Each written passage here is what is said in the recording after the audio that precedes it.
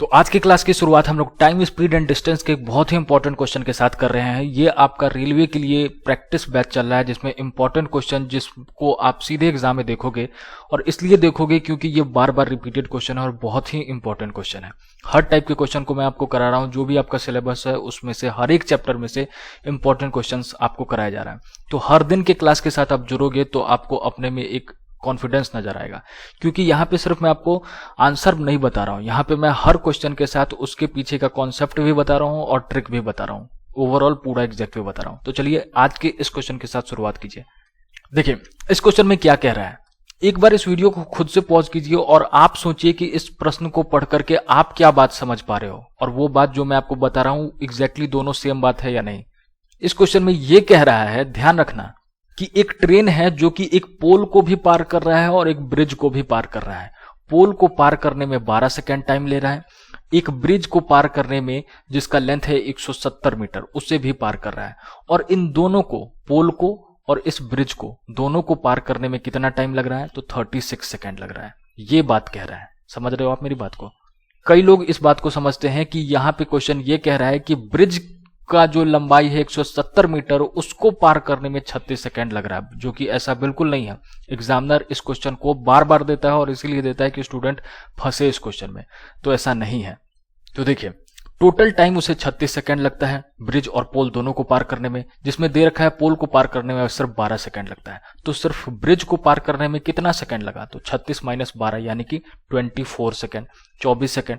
24 second में कितना metre train चल रहा है, तो 170 मीटर ट्रेन चल रहा है। ठीक है, 170 मीटर ट्रेन चल रहा है, तो एक सेकंड में कितना मीटर चलेगा, तो 170/24।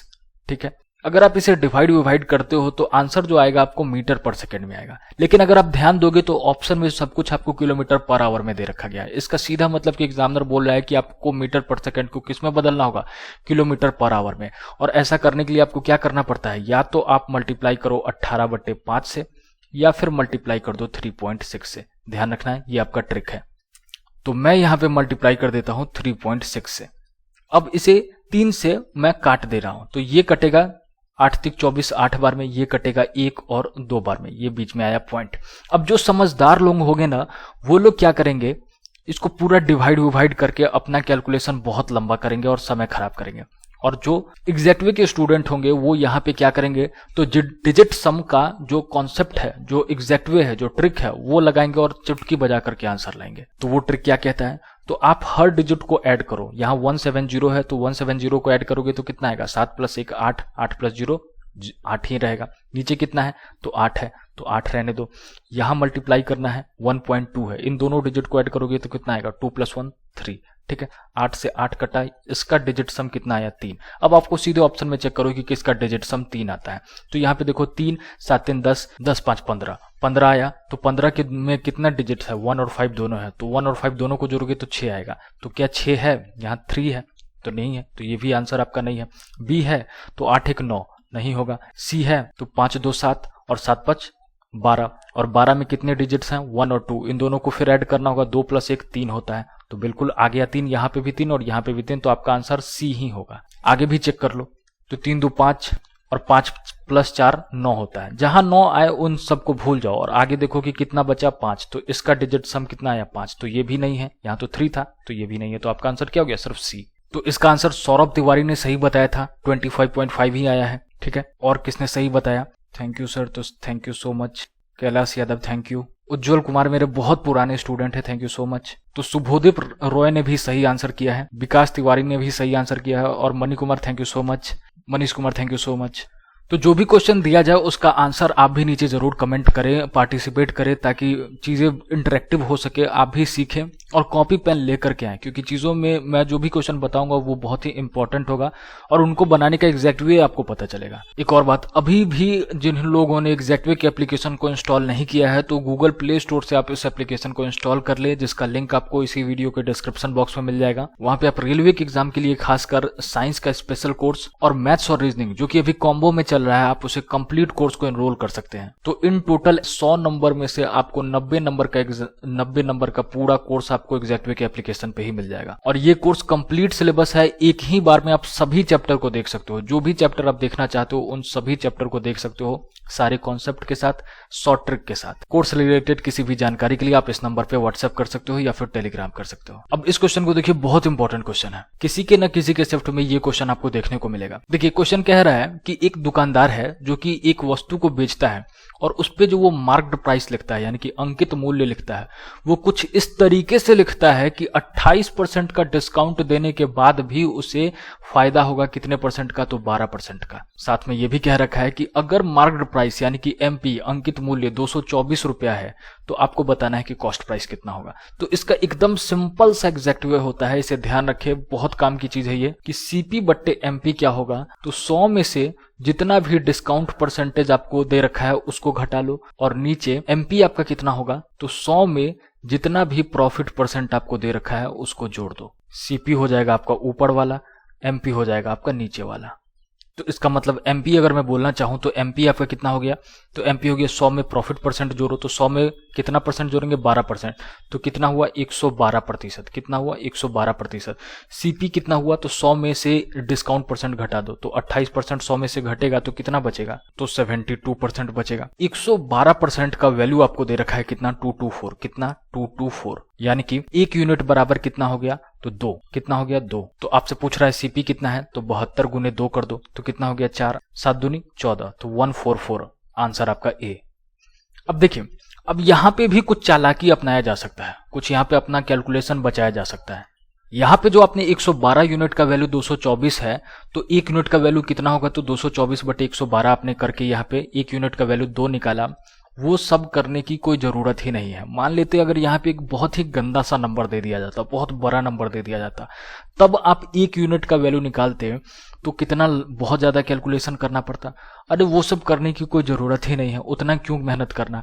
मैं क्या देखूंगा कि मुझे 72 यूनिट का वैल्यू कितना है वो निकालना है, 72 यूनिट का वैल्यू कितना है वो निकालना है। तो मैं इसमें सीधे क्या देख पा रहा हूं कि 72 में 72 में क्या छिपा हुआ है, तो 9 छिपा हुआ है। 9 छिपा हुआ है या नहीं छिपा हुआ है, 72 में 9 छिपा हुआ है या नहीं, बिल्कुल छिपा हुआ है। कैसे, 9 8 72, 9 और 8 को मल्टीप्लाई करते हो तो 72 आता है या नहीं आता है, तो इसमें मुझे दिख रहा है कि 9 छिपा हुआ है। तो इसका सीधा मतलब कि 72 यूनिट का जो भी वैल्यू निकालोगे उसको अगर आप 9 से डिवाइड दे रहे होगे तो वो उससे कंप्लीटली डिवाइड हो जाएगा। तो अब आप इन ऑप्शन में से उन्हीं ऑप्शन को आंसर मार दो ना जो ऑप्शन कंप्लीटली 9 से डिवाइड होता हो।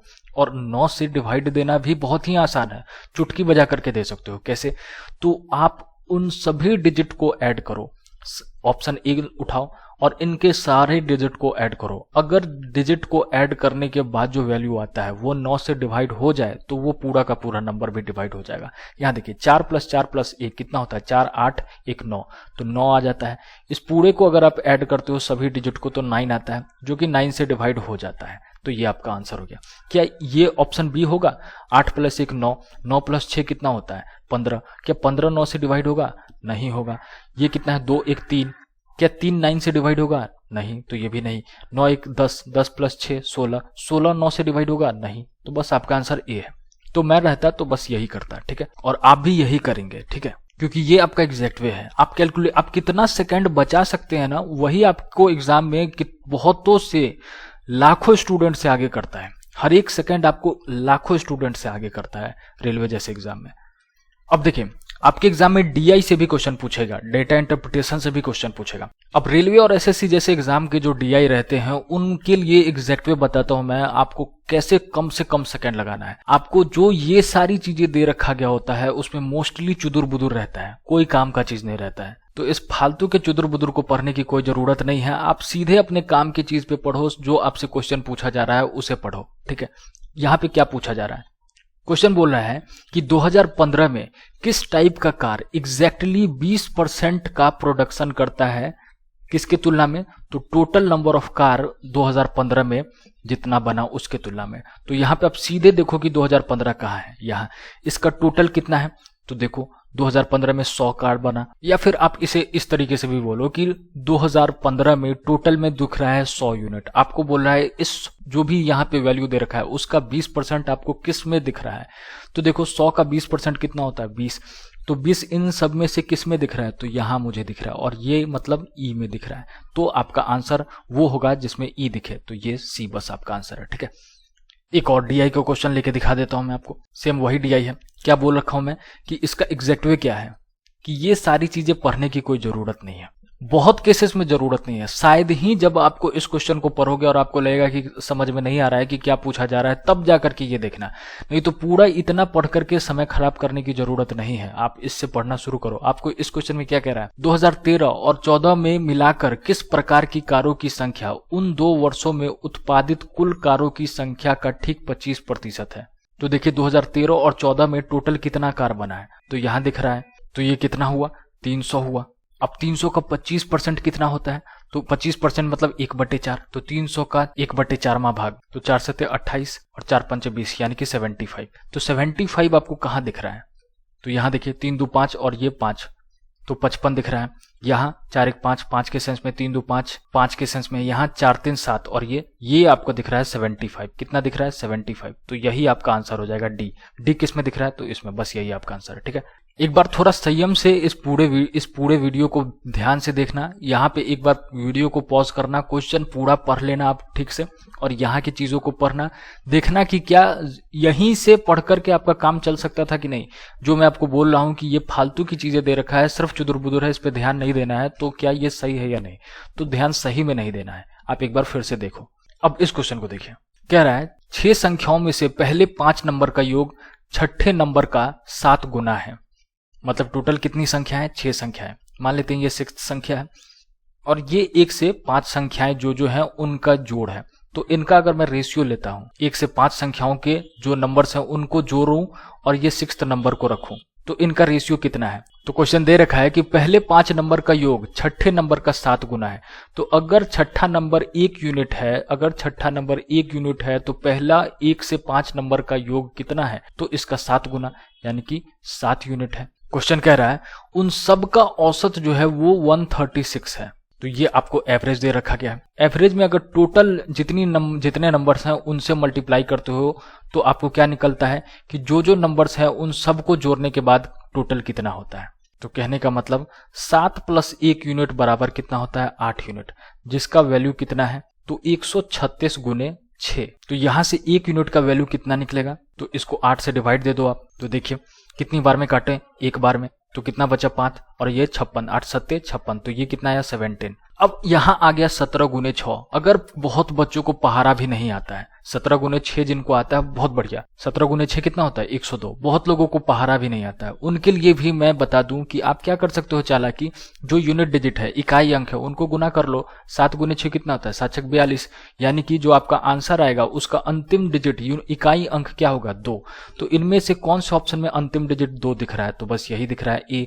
तो आपका आंसर क्या हो जाएगा यहाँ पे, ए। ठीक है, तो मेरे पास कमजोर से कमजोर स्टूडेंट जो खुद को कमजोर मानते हैं, जिनको लगता है कि उनको मैथ्स में बहुत चीजें नहीं आता है, बहुतों को पहाड़ा भी नहीं आता है, बहुतों का कैलकुलेशन बहुत कमजोर रहता है, बहुतों को लगता है कि शायद मैथ्स वो उस लेवल को नहीं पकड़ पाएंगे जो लेवल CGL का है, जो लेवल टायर 2 का है। अरे कुछ नहीं, सारी चीजों को आप कॉन्सेप्ट से समझते हो।